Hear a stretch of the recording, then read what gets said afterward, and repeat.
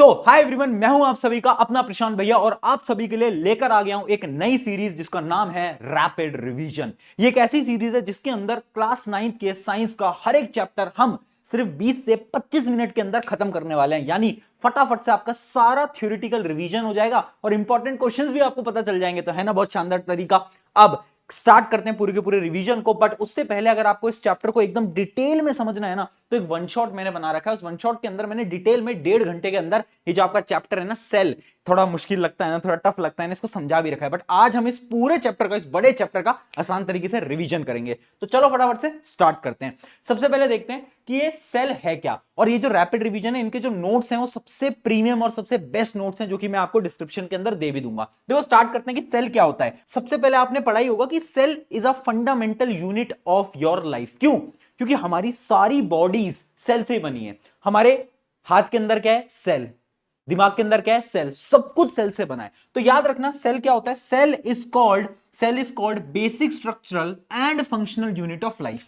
यानी जो पूरी लाइफ है आपकी वो सेल से ही बनी है ना। इस वजह से हम इसे बोलते हैं फंडामेंटल यूनिट ऑफ लाइफ। अब पेपर में क्वेश्चन क्या आएगा? पेपर में एक सवाल आता है बार बार। सवाल यह आता है पेपर के अंदर कि why cell is called building block of life. Building block of life क्यों बोलते हैं? क्योंकि समझना, जैसे आपके जमीन से घर बनता है ना, उसी प्रकार से ये जो सेल होता है ना, सेल, ये सेल डिवाइड करते जाते हैं, मिलते जाते हैं और ये बनाते हैं टिश्यू।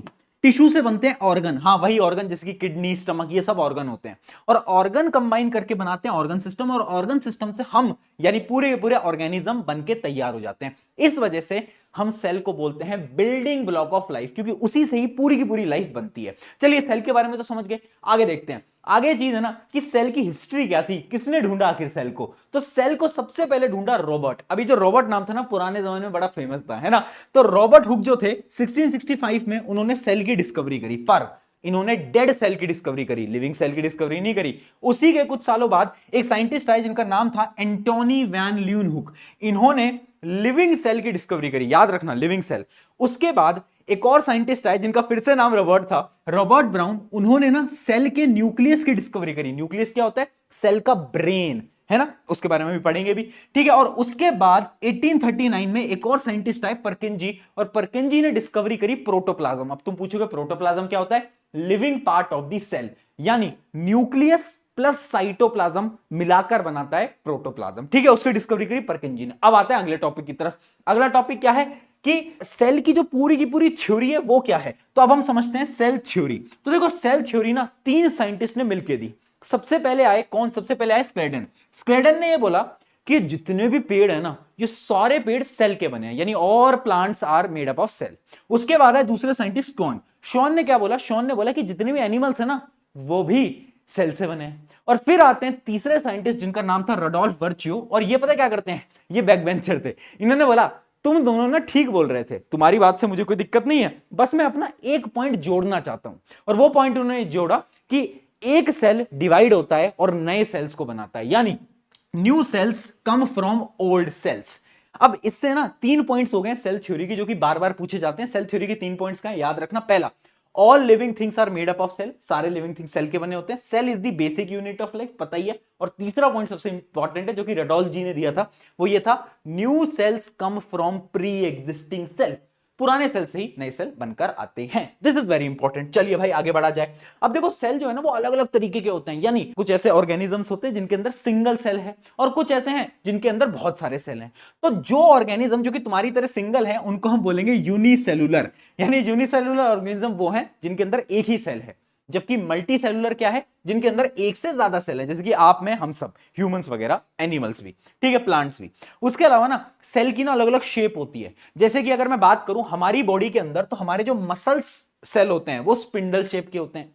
ये जो आप सेल देख पा रहे हो ना, ये है आपके नर्व सेल, जिसको हम न्यूरॉन भी बोलते हैं। ये हमारी बॉडी का सबसे लंबा सेल होता है, ह्यूमन का सबसे लंबा सेल। तो इसकी शेप भी आप देख सकते हो कैसी है। तो बहुत सारी शेप्स के होते हैं सेल। आगे बात करते हैं। अब देखो अलग अलग साइज के भी होते हैं सेल। जैसे कि इस पूरी दुनिया का सबसे छोटा सेल कौन सा है? नाम याद रखना, बार बार एमसीक्यू में पूछा जाता है, माइकोप्लाज्मा, स्मॉलेस्ट सेल। और सबसे लार्जेस्ट सेल कौन सा है? ऑस्ट्रिच एग, पता ही होगा।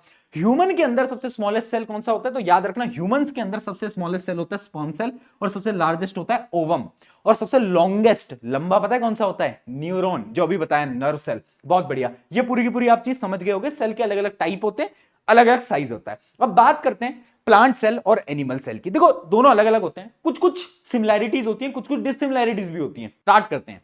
सबसे पहले जैसे आपका घर होता है ना, उसके पास एक सिक्योरिटी होती है, तो ऐसे ही चाहे प्लांट सेल हो एनिमल सेल हो, दोनों के पास एक सिक्योरिटी होती है, और सिक्योरिटी का नाम है, याद रखना, नाम है पीएमसीएम। है पीएमसीएम एक साथ। पीएमसीएम मतलब प्लाज्मा मेम्ब्रेन, या फिर इसका एक और नाम है सेल मेम्ब्रेन। ठीक है, तो प्लाज्मा मेम्ब्रेन या फिर सेल मेम्ब्रेन, ये क्या होता है? Outermost covering of the cell. ठीक है, सबसे बाहर की जो कवरिंग है वो ये कहलाती है। इसका एक और नाम होता है वैसे। इसका घर का नाम क्या है? यानी जैसे तुम सबके घर के नाम है, इसका भी एक घर का नाम है। इसका घर का नाम है selective permeable membrane. Selective permeable membrane क्यों? क्योंकि इट कैन सेलेक्ट, ये सेलेक्ट कर सकता है कि कौन अंदर आएगा कौन बाहर जाएगा, ये सेलेक्ट कर सकता है। ठीक है, तो याद रखना, it regulates material movement and allow diffusion of O2 and CO2। कौन अंदर जाएगा कौन बाहर जाएगा ये सेलेक्ट कर सकता है। ठीक है, अब ये बना किससे होता है? याद रखना, it is made up of lipid and protein. Very important, lipid और प्रोटीन का बना होता है। अब तुम सोच रहे होगे कि ये ट्रांसपोर्ट कैसे करता है अंदर बाहर अंदर बाहर, तो उससे पहले हम समझते हैं ट्रांसपोर्ट ना दो टाइप के होते हैं। एक होता है एक्टिव ट्रांसपोर्ट, एक होता है पैसिव ट्रांसपोर्ट। एक्टिव ट्रांसपोर्ट क्या होता है? एक्टिव ट्रांसपोर्ट ऐसा ट्रांसपोर्ट है जिसके अंदर कोई भी सब्सटेंस, देखना बेटा, कोई भी सब्सटेंस लोअर कंसंट्रेशन से हायर कंसंट्रेशन की तरफ जाएगा। जैसे मान लो एक जगह पर कम पानी है, दूसरी जगह पर ज्यादा पानी है, तो जब लोअर कंसंट्रेशन से हायर कंसंट्रेशन में कोई चीज जाएगी, एक्टिव ट्रांसपोर्ट। पर पैसिव ट्रांसपोर्ट क्या है? जब हायर कंसंट्रेशन से लोअर कंसंट्रेशन के ऊपर जाएगी तो वो होगा आपका पैसिव ट्रांसपोर्ट। ठीक है, याद रखना, एक्टिव ट्रांसपोर्ट में एनर्जी लगती है, एनर्जी देनी पड़ती है। पैसिव ट्रांसपोर्ट में कोई एनर्जी नहीं लगती। ठीक है, अब आते हैं हमारे जो सिलेबस के अंदर है वो है पैसिव ट्रांसपोर्ट, और वो भी दो टाइप के, ओस्मोसिस और डिफ्यूजन। अब देखो, ओस्मोसिस डिफ्यूजन को समझने के लिए सबसे पहले अपन डिफ्यूजन समझते हैं कि डिफ्यूजन क्या भला है। तो डिफ्यूजन बड़ा सिंपल सा होता है। डिफ्यूजन क्या होता है? Movement of a substance, solid, liquid और gas from region of higher concentration to lower concentration. चाहे सॉलिड हो, चाहे लिक्विड हो, चाहे गैस हो, जो वो हायर से लोअर में जाएगा हम बोल देंगे डिफ्यूजन हो गया। बहुत बढ़िया। अब ओस्मोसिस क्या होता है? ओस्मोसिस ना मूवमेंट ऑफ ओनली लिक्विड, यानी सिर्फ लिक्विड का मूवमेंट होगा। और एक और इंपॉर्टेंट चीज होती है, डेफिनेशन पढ़ो, movement of water molecule through selective permeable membrane. यानी जब वाटर मेम्ब्रेन, कौन सी? सेल मेम्ब्रेन या फिर प्लाज्मा मेम्ब्रेन के या तो अंदर जाएगा या तो बाहर जाएगा, उस मूवमेंट को हम बोलेंगे ओस्मोसिस। तो ओस्मोसिस के अंदर सबसे इंपॉर्टेंट चीज क्या है? सेमी परमिएबल मेम्ब्रेन, जो कि इसके पास नहीं है। डिफ्यूजन तो कोई भी चीज एक जगह से दूसरी जगह जाएगी तो हम उसको डिफ्यूजन बोल सकते हैं। ठीक है जी, समझ आ गया, एकदम क्लियर। अब याद रखना, ओस्मोसिस में क्या होता है? हायर वाटर कंसंट्रेशन से लोअर वाटर कंसंट्रेशन तक चीजें मूव करती हैं। ठीक है जी, अब यहां पर ना ओस्मोसिस भी दो टाइप के होते हैं। एक होता है आपका एंडो ओस्मोसिस, नाम से ही समझ आ रहा है कोई चीज अंदर आ रही होगी, एंडो अंदर, यानी जब पानी जो है वो सेल के अंदर जाता है तब हम उसे बोलते हैं एंडोस्मोसिस। ठीक है, movement of water into cell. Exosmosis क्या होता है? जब पानी बाहर जाएगा, movement of water out of the cell, उसको हम बोलते हैं एक्सोओस्मोसिस। ठीक है जी, यहां तक की पूरी कहानी आपको समझ आ गई होगी। अब बढ़ते हैं आगे, जहां पर देखो तीन टाइप के सॉल्यूशंस होते हैं, हाइपरटोनिक, आइसोटोनिक, हाइपोटोनिक। समझाऊंगा, बट उससे पहले समझो कि सॉल्यूशन के ना दो पार्ट्स होते हैं। कौन कौन से पार्ट्स होते हैं? हर एक सॉल्यूशन के अंदर एक चीज तो होती है सॉल्यूट, और एक होती है सॉल्वेंट। सॉल्वेंट का मतलब क्या है? सॉल्वेंट का मतलब है पानी, यानी वाटर, है ना। तो सॉल्वेंट होता है, सॉल्यूट होता है, और इसी से ही मिलकर एक सॉल्यूशन बनता है। अब समझना, हाइपरटोनिक कौन सा सॉल्यूशन है? ये एक ऐसे प्रकार का सॉल्यूशन है जिसके अंदर जो सॉल्यूट होगा वो ज्यादा होगा। क्या ज्यादा होगा? सॉल्यूट ज्यादा होगा। हाइपर, हाइपर यानी ज्यादा, क्या ज्यादा? सॉल्यूट ज्यादा। अच्छा, अगर सॉल्यूट कहीं पर ज्यादा है तो तुम खुद बताओ उसमें कम क्या होगा? उसके अंदर कम होगा सॉल्वेंट। क्या कम होगा? सॉल्वेंट कम है। याद रखना, ओस्मोसिस कहां से कहां होता है? हायर पानी से कम पानी तक ओस्मोसिस होता है। ये समझ गए? हाइपरटोनिक में क्या ज्यादा है? सॉल्यूट ज्यादा, सॉल्वेंट कम।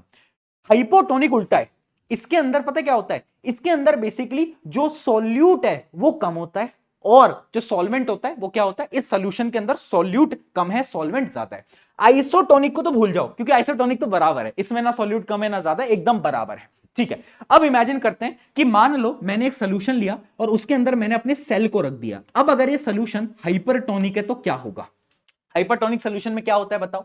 हाइपरटोनिक सोल्यूशन के अंदर सॉल्वेंट कम है, यानी पानी कम है। यहां पर पानी कम है, ठीक है, और सेल के अंदर पानी ज्यादा है तो क्या होगा, पानी कहां से कहां मूव करेगा, ज्यादा से कम में मूव करेगा, यानी सेल श्रिंक हो जाएगा।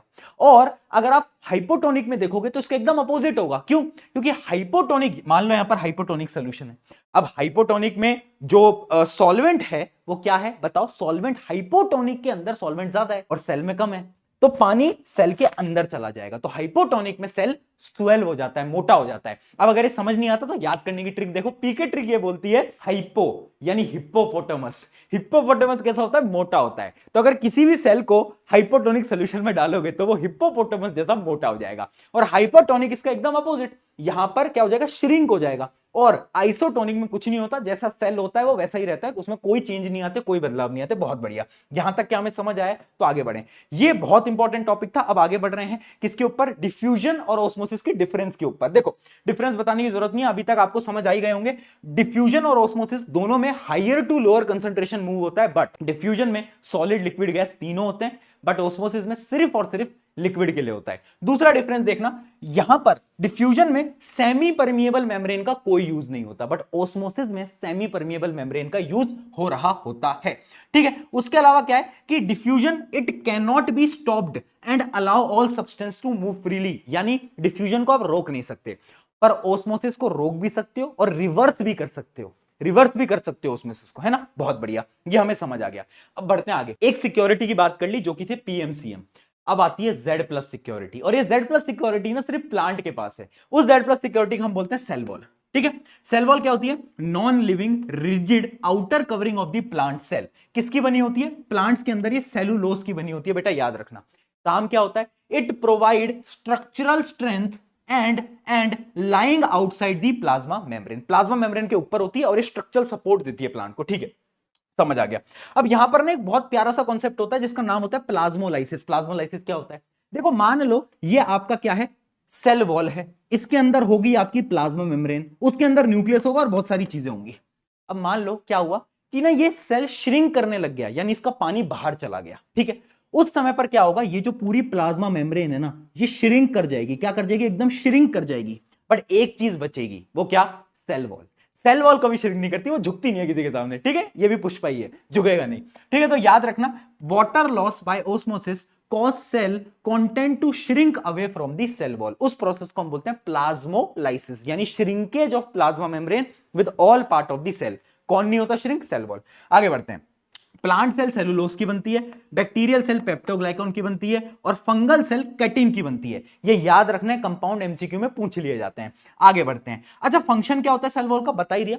सबसे पहला फंक्शन तो प्लांट के सेल को बस्टिंग यानी फटने से बचाता है ना, क्योंकि देखो अगर हाइपोटोनिक सोल्यूशन में रखा तो क्या होगा, पानी आता जाएगा और फट भी सकता है, तो उससे कौन बचाता है, सेल वॉल बचाता है। अगला, absorb water creating pressure balance, pressure balance बनाने के भी काम आता है ये। अगला देखो, enables plant fungi and bacteria cell to withstand environmental changes. जो प्लांट्स होते हैं वो मूव नहीं कर सकते ह्यूमंस और एनिमल्स की तरह, जिस वजह से ये जो प्लांट सेल के पास सेल वॉल होता है ना, ये इन्हें प्रोटेक्ट करता है इन्वायरमेंटल चेंजेस से। चलिए बेटा, बहुत बढ़िया, यहां तक की सारी चीजें समझ आ गई। आगे बढ़ते हैं। अब बात करते हैं न्यूक्लियस के बारे में। न्यूक्लियस क्या है, ब्रेन ऑफ द सेल है। इसको ब्रेन ऑफ द सेल क्यों बोलते हैं पता है, इसके अंदर ना दो चीजें हैं। सबसे पहले तो इसका स्ट्रक्चर देखना, इसके पास ना डबल मेम्ब्रेन होती है। क्या होती है, डबल मेम्ब्रेन होती है। जो बीच में तुम देख पा रहे हो ये होता है न्यूक्लियर पोर्स, न्यूक्लियर पोर्स, और ये होती है न्यूक्लियर मेम्ब्रेन।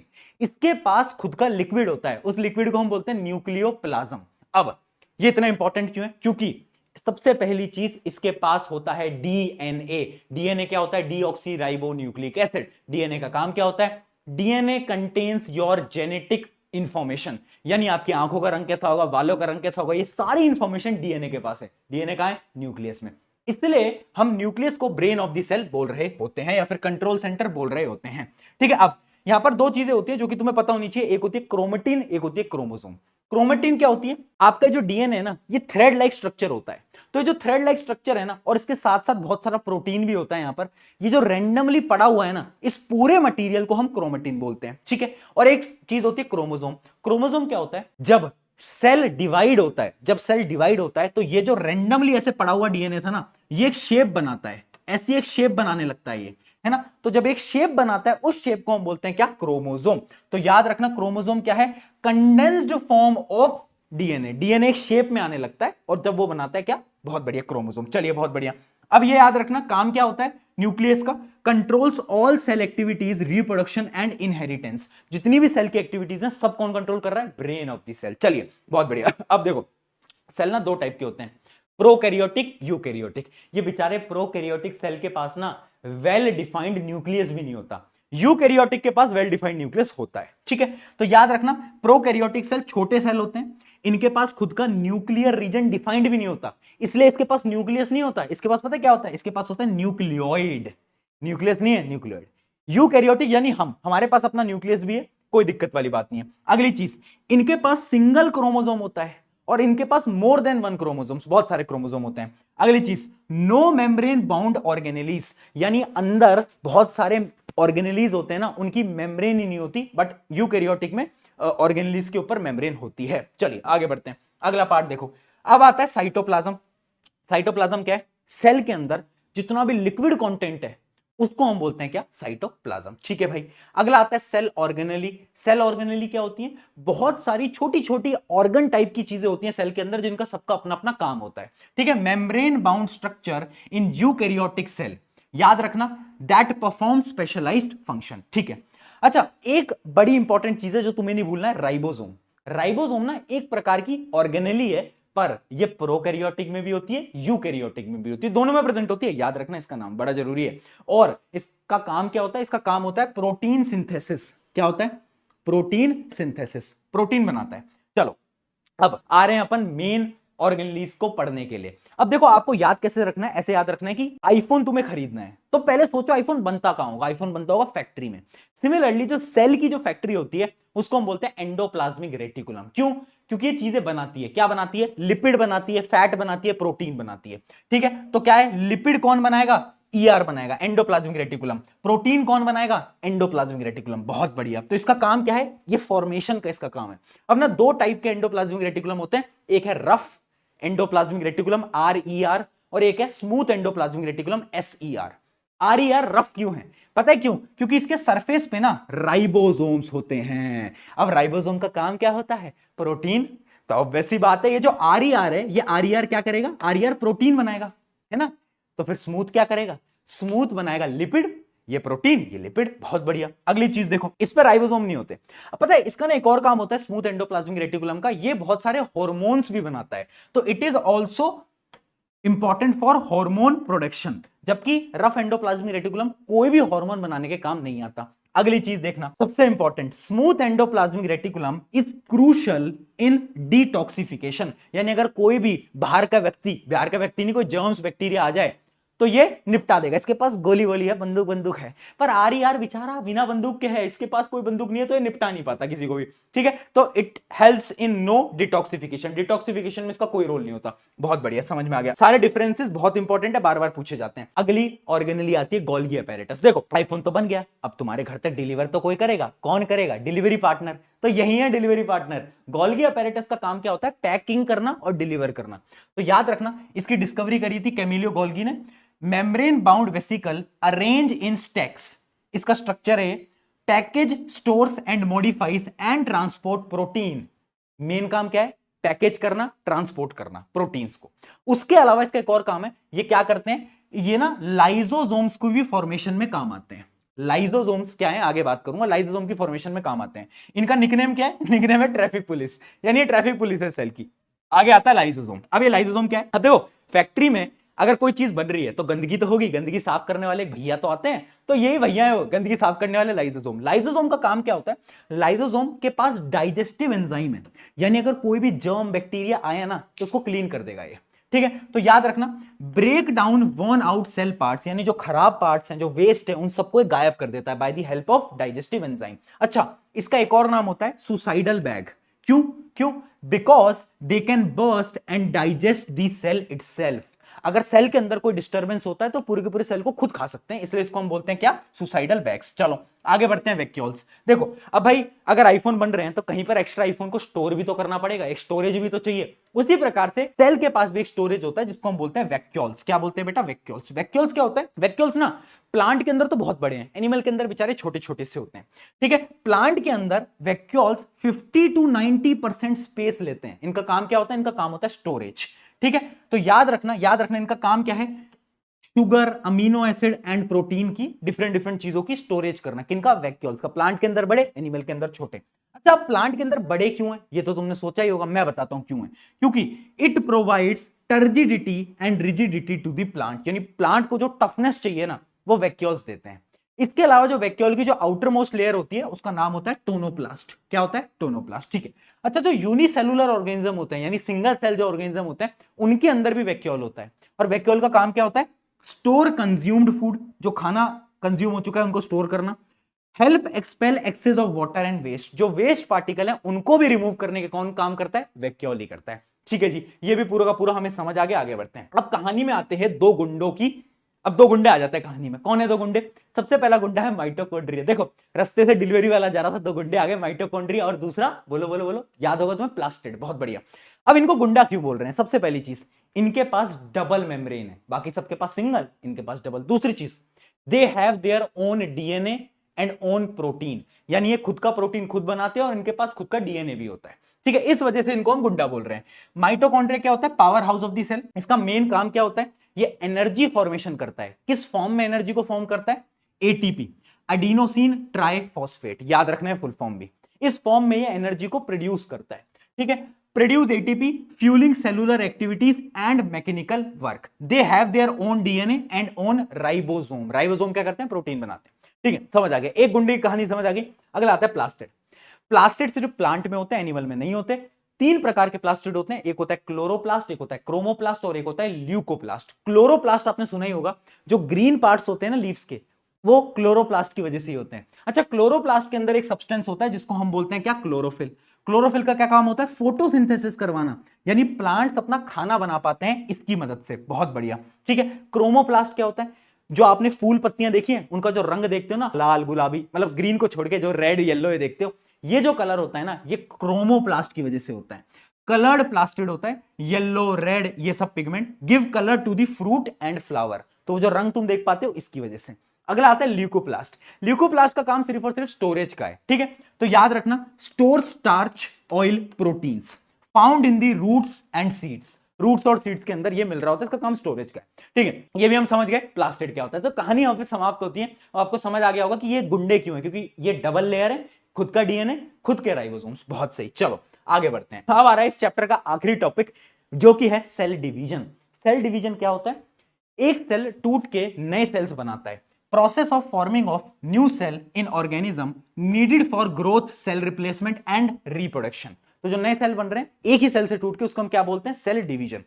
सेल डिवीजन दो टाइप का है, एक है माइटोसिस, एक मियोसिस। देखो माइटोसिस यानी इसमें टू आ रहा है, टू, टी से क्या आ रहा है, टू, यानी इसमें क्या होगा, एक पेरेंट सेल, देख पा रहे हो, एक पेरेंट सेल दो डॉटर सेल में टूट जाएगा। मियोसिस में क्या होता है, एक पेरेंट सेल दो डॉटर में टूटता है, फिर दो डॉटर सेल फिर दो में टूटती हैं, तो यानी यहां पर चार डॉटर सेल बनती हैं, जबकि वहां पर दो। अगला डिफरेंस देखो, ये जो मियोसिस होता है ना, मान लो पेरेंट के पास क्रोमोसोम थे 26, ठीक है, तो जो लास्ट में डॉटर सेल होंगे ना, उनके पास क्रोमोसोम का नंबर हाफ होगा, यानी 13 13 13 13। जबकि माइटोसिस में क्रोमोसोम का नंबर नहीं बदलता। अगर इसके पास 26 है तो इसके पास भी 26 होगा, इसके पास भी 26 होगा। ये जो डिफरेंस है बार बार पूछा जाता है, डिफरेंस एक बार रीड कर लो। क्या है, क्या mitosis results in two daughter cell, जबकि ये चार डॉटर सेल बनाता है। Daughter cell are identical to the parent cell, ठीक है, बट जबकि इस केस में daughter cell are not identical, same नहीं होते पेरेंट सेल की तरह। अगला difference, chromosome number are same, but यहां पर नहीं होता भैया, क्रोमोसोम नंबर इज डिफरेंट। चलो, helps in growth and repair. For example मान लो तुम्हारे चोट लग गई, तो वहां पर सेल क्या होंगे, डिवाइड होंगे। कौन से प्रोसेस से होंगे, माइटोसिस से। तो कहीं पे भी आपको रिपेयर करना होगा तो माइटोसिस काम आएगा। पर मियोसिस पता है कहां काम आता है, गैमीट फॉर्मेशन में। अब तुम बोलोगे गैमीट क्या होते हैं, 10th में पढ़ोगे, सेक्स सेल। क्या, सेक्स सेल। जैसे मेल के अंदर स्पर्म सेल होता है, तो वो जो सेल होते हैं वो बनाने के लिए कौन सा होता है यूज, मियोसिस। ठीक है, तो मियोसिस कब यूज होता है, गैमेट फॉर्मेशन में। माइटोसिस कब होता है, जो भी आपकी रिपेयर वगैरह होता है आपके सेल का, वो माइटोसिस की मदद से हो पाता है। ये 4 डिफरेंसेस एकदम क्लियर होने चाहिए, इनको मत भूलना। अब आ रहा है लास्ट एक डिफरेंस, फिर इस पूरी के पूरे लेक्चर को खत्म कर रहे हैं। प्लांट और एनिमल में अभी हमने पूरी डिटेल में पढ़ा, अब डिफरेंस देख लो फटाफट से। याद रखना शेप अलग अलग होती है, जैसे कि प्लांट की तो होती है रेगुलर शेप और एनिमल सेल की होती है इररेगुलर शेप। ठीक है, सेल वॉल सिर्फ और सिर्फ प्लांट में होती है, एनिमल में नहीं होती। प्लाज्मा मेम्ब्रेन, सेल मेम्ब्रेन दोनों में होती है। एंडोप्लाज्मिक रेटिकुलम दोनों में होता है। लाइसोसोम भी दोनों में होता है। गोल्गी अपैरेटस भी दोनों में होता है। साइटोप्लाज्म भी दोनों में होता है। राइबोसोम्स भी दोनों में होते हैं, पर प्लास्टिड सिर्फ प्लांट में होते हैं, एनिमल में नहीं होते। वैक्यूल्स प्लांट में बड़े होते हैं, एनिमल में छोटे होते हैं। ठीक है जी। मोड ऑफ न्यूट्रिशन, जो प्लांट्स होते हैं वो ऑटोट्रॉफिक न्यूट्रिशन है, खुद का खाना खुद बनाते हैं, जबकि जो एनिमल्स होते हैं वो दूसरों पे डिपेंडेंट होते हैं, यानी हेट्रोट्रॉफिक न्यूट्रिशन कर रहे होते हैं। यहां पर आपका ये चैप्टर पूरा का पूरा कर दिया है समाप्त। अब आपको कमेंट में एक क्वेश्चन मैं आपसे पूछने वाला हूं, ये रहा आपका सवाल। आपको फटाफट से कमेंट में बताना ABCD में से क्या है। अगर ऐसे और लेक्चर चाहिए कमेंट में जल्दी से बताना। शुक्रिया एवरीवन, मेरा नाम है प्रशांत, मिलते हैं नेक्स्ट लेक्चर के अंदर। कमेंट करो, बाय।